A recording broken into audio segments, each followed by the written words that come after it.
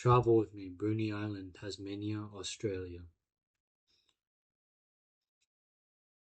Hi, this is Ethan again with my sister. This time I will bring you to Bruny Island across from Tasmania's main island. The sea cliffs at Bruny Island are among the tallest and most dramatic coastal formations in the whole in Australia. The island is also home to many amazing animals.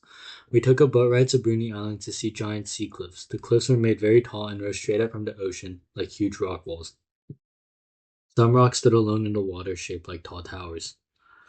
Rising straight out of the Tasman Sea, these cliffs are made of ancient dolerite rock, dark vertical columns formed millions of years ago when molten magma cooled slowly beneath the Earth's surface. Over time, relentless waves, wind, and salt carved the rock into towering walls, narrow pillars, and deep crevices.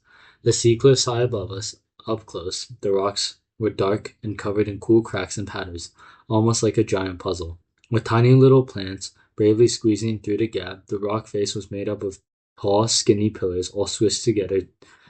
White streaks ran down the dark stone where salty sea spray had splashed up over many, many years, and way down below, the wild ocean crashed and foamed against the base of the cliff.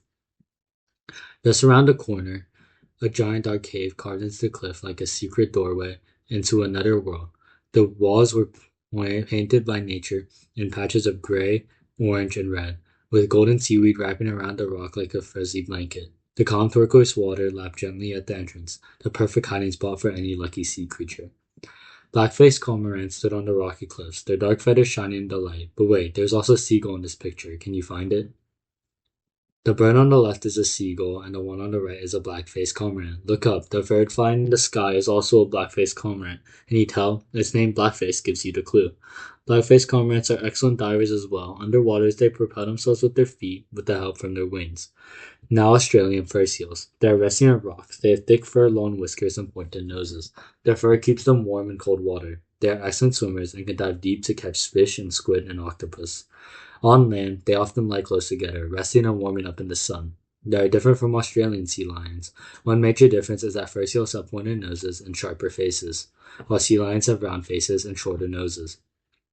Here is a close-up picture showing its pointed nose. Can you see its long whiskers? They help it feel and find food in the ocean. And look at those big sleepy eyes. But in the ocean, they are actually very swift, agile hunters, twisting and turning through the water to catch fish with amazing speed. They are highly efficient swimmers that use their powerful front flippers for propulsion and rear flippers for steering.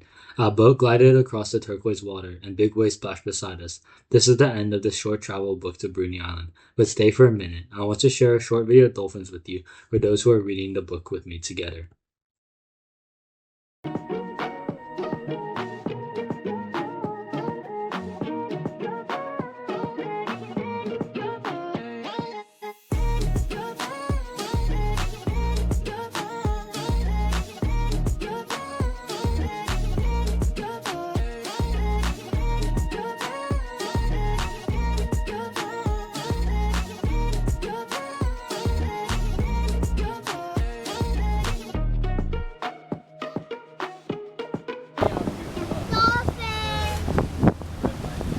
Oh well guys, we'll say goodbye to the dolphins. They're in a bit of a rush.